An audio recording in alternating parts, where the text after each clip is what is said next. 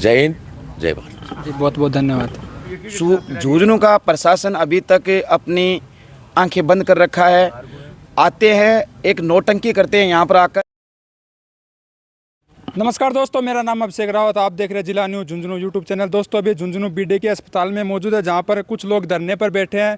धरने पर बैठने का कारण क्या उनकी मांगे, सभी जानने की मैं पूरी कोशिश करूंगा। नमस्कार जी। नमस्कार जी। आपका परिचय? चूरू से घनश्याम अलवरिया, वार्ड नंबर 51 के पार्षद, नगर परिषद चूरू। परसों चूरू के 4-5 मजदूर गाड़ी लेकर झुंझुनू की तरफ चारणवासी गांव में गाड़ी खाली करने के लिए आए थे, और गाड़ी खाली करके वापस जब लौट रहे थे तब मैं जिस रास्ते जा रहे थे, उसी रास्ते पे 11,000 वोल्टेज की लाइन थी। वो जितनी प्रोटोकॉल में नियम में होनी चाहिए उतनी ऊंची नहीं थी, और ग्रामवासियों के कई बार शिकायत पर लिखित में और मौखिक भी कहने के बाद भी वर्षों बीत गए, ठीक नहीं गई। उसका कारण हमारा जो चूरू का व्यक्ति है, मजदूर है, वो उससे करंट आने से और झुलस कर मृत्यु हो गई, और एक है मजदूर वो वहाँ बिजली के करंट से घायल हो गया। वो अंतिम सांस तो मत मानिए, लेकिन ज़िंदगी और मौत के बीच अपनी खेतान हॉस्पिटल झुंझुनू में भर्ती है, आईसीयू में इलाज चल रहा है उसका। मैं तो ये कहना चाहूँगा कि बिजली विभाग हो चाहे कोई भी विभाग हो, इस राजस्थान में पता नहीं क्या हो गया है। सरकारी कर्मचारियों को ये काम तब करते हैं जब जान माल का, किसी आम आदमी का नुकसान हो जाता है, और तब नुकसान हुआ है वो गरीब व्यक्ति का ही नुकसान हुआ है। पैसे वालों का होता है तो तुरंत प्रभावी सुनवाई हो जाती है। आज हमें 3 दिन से जो मृतक है उसके परिवारजन बैठे हैं, और काफ़ी ग्रामीण लोग बैठे हैं, चूरू शहर के वासी बैठे हैं, झुंझुनू के लोग बैठे हैं, लेकिन 3 दिन से झुंझुनू का प्रशासन अभी तक अपनी आंखें बंद कर रखा है। आते हैं, एक नौटंकी करते हैं यहाँ पर आकर। बातचीत क्या हुई आपकी अब तक हुई है? मांग पूछते हैं, मांग क्या है? मांग हमारी क्या है? हमारा अधिकार है, मांग नहीं है, हमारा अधिकार है। हमारे घर से हमारे परिवार का एक मुखिया सदस्य गया है, और हमारी मांग ये है कि इसी राजस्थान प्रदेश में एक व्यक्ति के मरने पर लाखों करोड़ों रुपये तुरंत प्रभाव से ये सरकार स्वीकृत करती है, और 2-2 सरकारी नौकरी देती है। तो ये क्या व्यक्ति नहीं था, ये मानव नहीं था, ये मजदूर है, इसलिए किसी की कीमत आंकी जाइए मात्र 5 लाख रुपये, और उसी मानव शरीर की एक कीमत आंकी जाती है 1 करोड़ रुपये, और 2 सरकारी नौकरी दी जाती है। तो ये इंसान में इस सरकार का दोखलापन दिखाई दे रहा है। आप सब देख रहे हो, 3 दिन से यहाँ पर बैठे हैं, कोई सुनवाई नहीं हो रही है। भूखे प्यासे परिवार के लोग बैठे हैं, वहाँ पर उनके परिवारजन है, वो बच्चे नाबालिग है, वो तड़प रहे हैं अपने पापा के दर्शन करने के लिए। लेकिन एक मानव शरीर का अंतिम संस्कार जो होता है, उसका अधिकार होता है, वो भी 3 दिन से यहाँ खेतान हॉस्पिटल की मोर्चरी में सड़ रहा है। वो किसका कारण है? ये राजस्थान सरकार और चूरू झुंझुनू का जिला प्रशासन एक नतमस्तक देख रहा है। वो सब के सब एक ये मान लो कि मजदूर की कीमत नहीं है, पैसे वाले की कीमत ये दिखाई दे रहा है।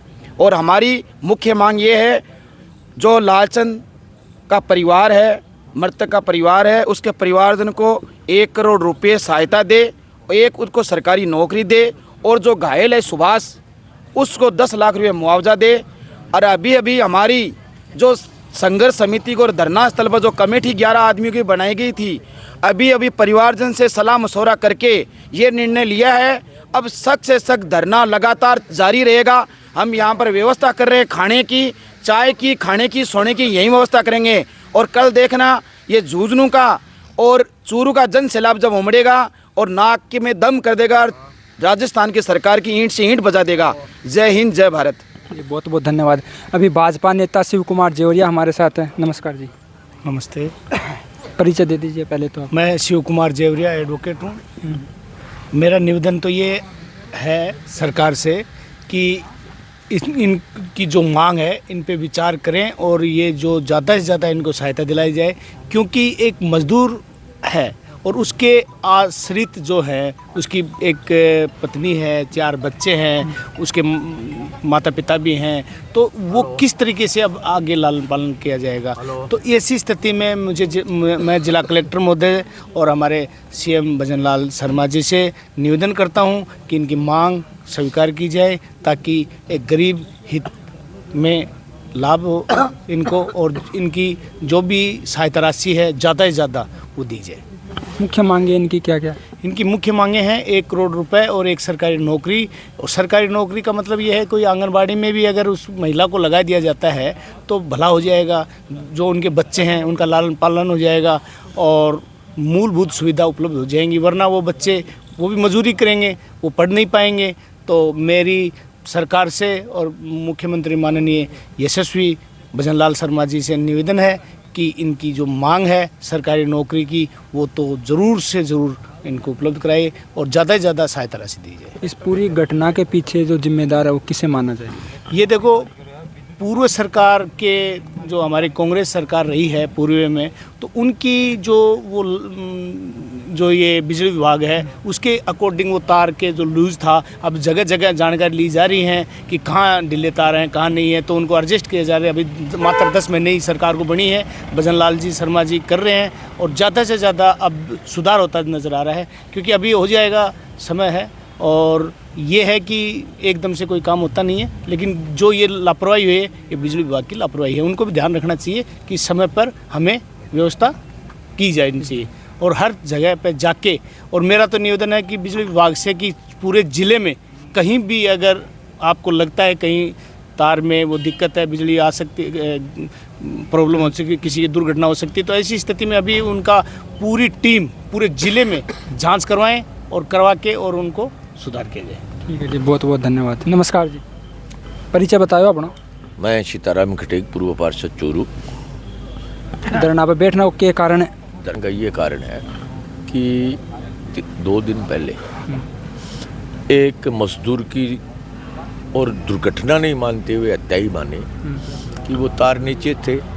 गांव वालों ने बार बार शिकायतें की और ध्यान नहीं दिया गया, तो कोई न कोई तो वहाँ मरना ही था, ये तो तय थी। अब वो मर गया गरीब आदमी, अब उसके बच्चे का लालन पालन कौन करे? प्रशासन आता है और चला जाता है, चले जाओ भाई चले जाओ। अरे भाई चले तो जाएंगे, पर किसी की भी रोटी कपड़ा और मकान की जवाबदेही तो बनती है सरकार की। सरकार संवेदनशील होते हुए ये बात नहीं सोच रही है कि भाई गरीब के बच्चे पढ़ेंगे कैसे। बिजली बोर्ड वाले कह रहे हैं हम तो 5 लाख रुपए का ओडम बना रखा है, तो आपने 5 लाख रुपए का ओडम बना रखा है तो इसका मतलब एक 5 लाख रुपए की कीमत निर्धारित कर दी कि हमारे तारों से कोई मरेगा तो हम तो 5 लाख रुपए देंगे।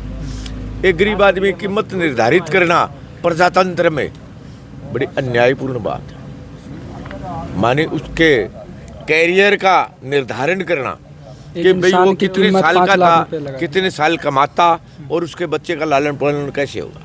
हमारी ये मांग है कि उसको उतने रुपये मिल जाए कि उसके बच्चे के जवान हो, जहाँ तक उसका लालन पालन हो जाए और उस लेडीज़ को, उसकी मिसेज को नौकरी मिल जाए कि भाई वो अपना गुजारा चला सके, बच्चों का पेट पाल सके, तो न्याय संगत बात होगी। अब सरकार है वो अपने कानों में और रोई ठूस के सुती हुई है कि 3 दिन हो गए गरीब आदमियों को धरना दिए हुए, कोई उच्च अधिकारी नहीं आ रहा है, न संवेदनशीलता से बात कर रहा है, न कोई और है। अब हमने एकदम पक्का निस्तारण कर लिया है कि ईंट से ईंट बजा देंगे पर न्याय लेकर रहेंगे। जय हिंद, जय भारत। जी बहुत बहुत धन्यवाद। इन लोगों से बातचीत की और जाना, इनकी जो मांग है वो जानिए। आप वीडियो को ज़्यादा से ज़्यादा शेयर करें और सतर्क करें। मेरा नाम था अभिषेक रावत, आप देख रहे थे जिला न्यूज़ झुंझुनू यूट्यूब चैनल और फेसबुक पेज। मिलता हूँ आपको एक और नई अपडेट के साथ, तब तक के लिए जय हिंद, जय भारत।